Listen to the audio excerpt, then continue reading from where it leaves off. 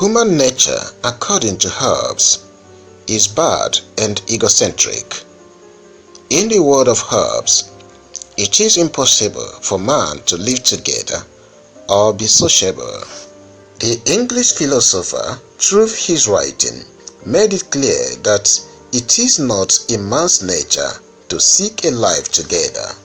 However, he theorized that life will eventually subject man into an absolute sovereign entity to govern him. This means that man will now give up their right to live under a sovereign that implement laws and punishment instead of staying in their state of nature where they are at liberty to get what they want. Going by Hobbes' theory, it is what man gets in the human state of nature that drive them towards the formation of society for survival.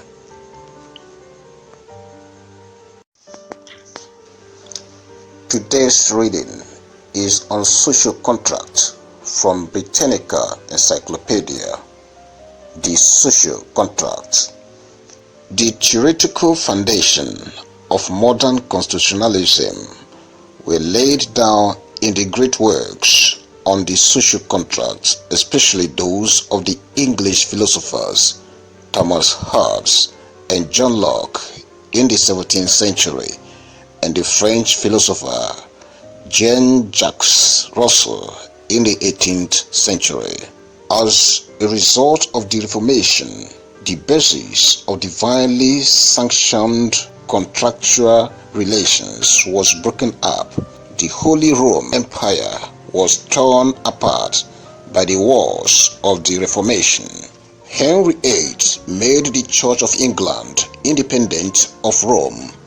In these circumstances, it became necessary to search for a new basis of order and stability, loyalty, and obedience. In their search, political theorists, and especially the Protestants among them, turned to the old biblical concept of a covenant or contract, such as the one between God and Abraham and the Israelites of the Old Testament. In a sense, the secular theorists of the social contract almost reversed the process of choice.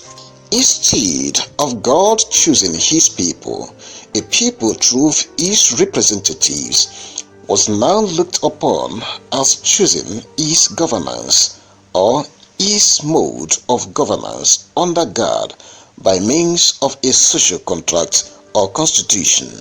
According to the modern theories of the social contract, the political unit is nevertheless established as in the biblical model by means of a promise or promises. Thomas Hobbes' state of nature or Leviathan comes into being when his individual members renounce their powers to execute the laws of nature, each for himself, and promise to turn these powers over to the sovereign, which is created as a result of these acts, and to obey thenceforth the laws made by this sovereign. These laws enjoy authority because individual members of society are in effect their authors. According to Locke, individuals promise to agree to accept the judgment of a common judge, the legislature, when they accede to the compact that establishes civil society. After this, in one interpretation of Locke's second treatise on civil government, another set of promises is made between the members of the civil society on the one hand and the government on the other.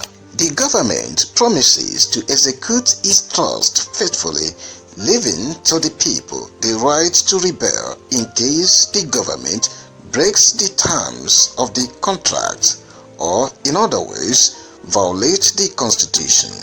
Subsequent generations accept the terms of the compact by accepting the inheritance of private property that is created and protected by the compact. Anyone who rejected the Constitution must leave the territory of the political unit and go in vacuous luces or empty places. America, in Locke's time, in his letters on toleration, Locke characteristically excluded atheists from religious tolerations because they could be expected either not to take the original contractual oath or not to be bound by the divine sanctions invoked for its violation. For us too, the willingness to subject oneself to the general will, to which only the popular sovereign can give expression, is the essential ingredient of the social contract. In taking this position, Russell may have been influenced by the experience of his native Geneva. The Swiss Confederation is still referred to officially in German as an Genossenschaft, a term best translated as followership of the earth. Hobbes on sovereignty. Hobbes' main contribution to constitutionalism lies in his radical rationalism. Individuals, according to Hobbes, come together out of the state of nature, which is a state of disorder and war, because their reason tells them that they can best assure their self-preservation by giving all power to a sovereign. Hobbes held that any division of this power destroyed the sovereign and thereby returned the members of the commonwealth to the state of nature, in which the condition of man is solitary, poor, nasty, brutish, and short. Hobbes, therefore, preferred the singular sovereign, since he was less likely than an assembly or than the whole body of citizens to become internally or functionally divided. The individual should retain only his natural rights, which he cannot surrender into the common pool of sovereign powers. These rights, including the rights against self-incrimination, the right to purchase a substitute for compulsory military services, and the right to act freely in instances in which the law is silenced.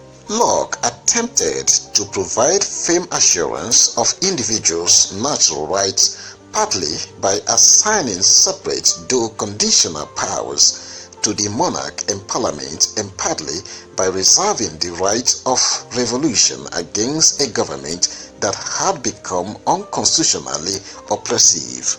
Locke did not use the word sovereignty in this as in other respects. He remained within the English constitutional tradition, which had eschewed the concentration of all powers in a single organ of government. The closest that English constitutionalists came to identifying the center of sovereign power was in the phrase used frequently from the 16th century onward, the king or queen in parliament.